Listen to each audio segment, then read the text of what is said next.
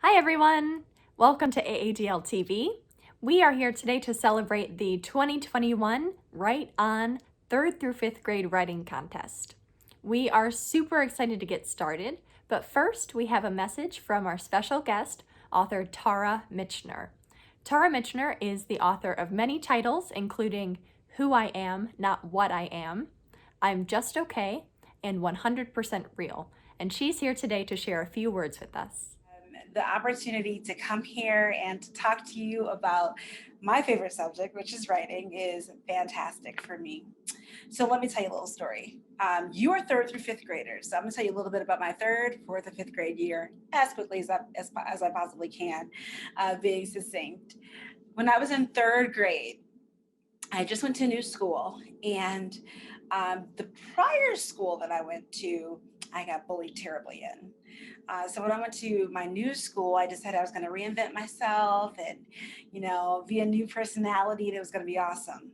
Unfortunately, one of the students from my old school came to this school and told everybody about me and the fact that I had been bullied. This was hard for me. I had to figure out how to express myself, how to manage my feelings and my emotions, which, as you know, feelings can get really big, right? It's like they start here and then they just kind of envelope, right? That's how feelings are. So I had to figure out, how do I manage my emotions? How do I work through the pain of bullying or being teased? And what I found the best way to do that for me was with writing. So that's when I started really journaling. I got my first little journal books, and I started putting a pen to paper and writing as much as possible. As time went on, I found it fun. I always like to read, so the writing part became easier because I was a good reader. And all of a sudden, I started winning contests because of it. And my teacher at the time started saying I was really good at it. So that was encouraging. But I just wrote little stories. I also wrote about my feelings, and sometimes I mixed them together. So there are times where you can take something going on in your life and then you can kind of turn it on its head. So I could write that, yeah, today was a hard day because I got bullied. But as I was sitting at the lunch table, I decided to fly away and get away from everyone because I was so tired of everything happening. I went on a flight to the North Pole, and then I decided to take a little trip to Europe. I visited the Eiffel Tower and I got some chocolate while I was in Paris. And then I came back to the lunch table and finished my pizza. What? You can do that when you write. That is the beautiful thing. When you're a writer, you can make your reality, but enhanced. This is my face. I have a little bit of makeup on it, so it's enhanced. It's still my face. Do you get what I'm saying? That is how you can do that. So you can take those feelings, or we can look at this ball, this sphere, as feelings. We did that earlier, but we can also look at it as our imagination. So it can be this way, where it has like all the different colors and textures to it, and then we can expand it, right? It can take over, and writing allows us to do that.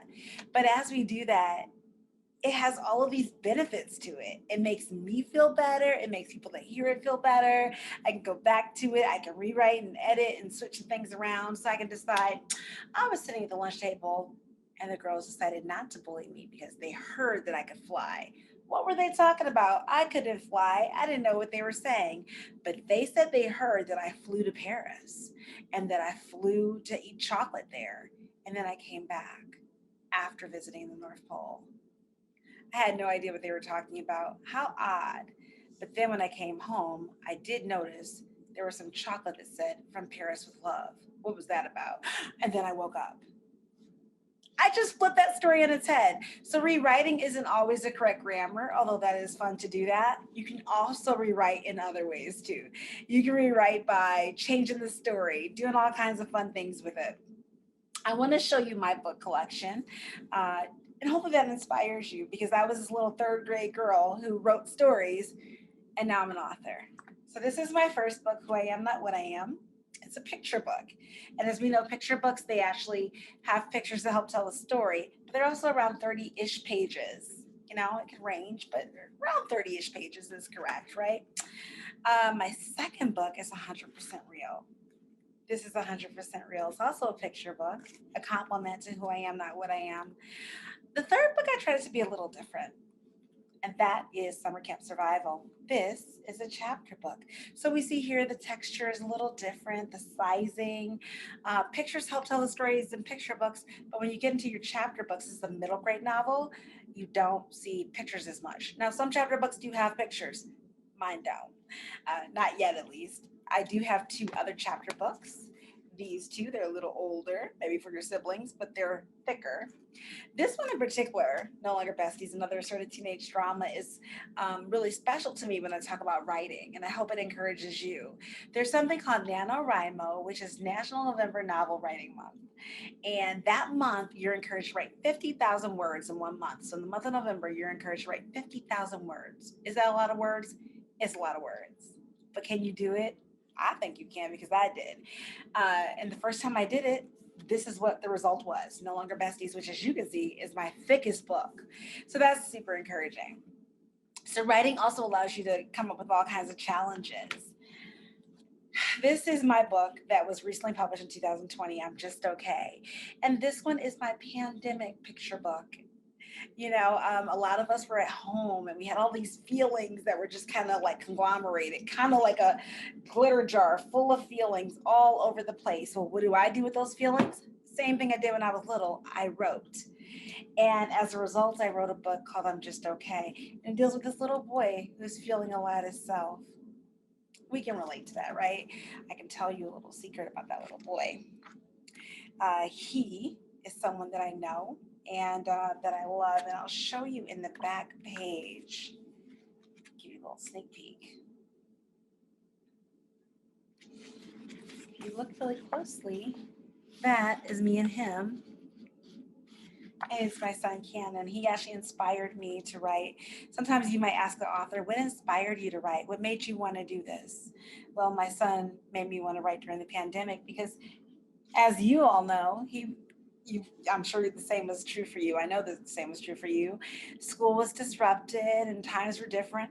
Like now I'm talking to you virtually instead of being in person, right? But what can you do with those feelings? You can be inspired, you can write, you can encourage yourself, and you can encourage others. This is a very interesting time where we're dealing with sanitizer, lots of sanitizer. Have you ever used so much sanitizer in your life? Probably not. We're dealing with Lysol, lots of Lysol. This is like gold. It's hard to find. Your parents probably even had a hard time finding simple things like toilet paper, but we can also use this time to be enlightened. Yeah, we can turn the light on in our heads, and we can actually discover that things don't have to be so bad if we can actually encapsulate our feelings, our thoughts, and put them to paper. We can kind of celebrate them. I celebrate you. Congratulations on everything you've accomplished and everything that you've done. Writing short stories is a fun activity, and honestly, stories is what really holds us together. I appreciate you. Again, I celebrate you. Take care of yourself, and as always, be well. Thank you so much to Tara Mitchner for joining us today. We really appreciate it. We are now going to announce the finalists and winners of the contest. In third grade, in third place, we have Dinosaurs by Marshall Fowler. Second place, Crumbs Goes on an Adventure by Nessa Gaffney Pappas. And first place, A Touch of Pink Saves the Day by Layla Karolu. In fourth grade, in third place, Minnow, A Tale of Survival by Sevi Roddy. Second place, Moving Forward by Roya McAllister. And first place, The Wind Blew by Winslow Samford. In fifth grade, in third place, we have The Opposite of Fear by Maya Puthenvidu. In second place, The Magic Left in the World by Kira Trabu. And first place, Among the Roses by Lucy Williams. Congratulations to all of our finalists. Be on the lookout for an email from us letting us know where we can send your prize. Thank you so much to all of our writers for joining us this year for the contest. Make sure you stay tuned to aadl.org for updates about the library, and we hope to see you at next year's contest.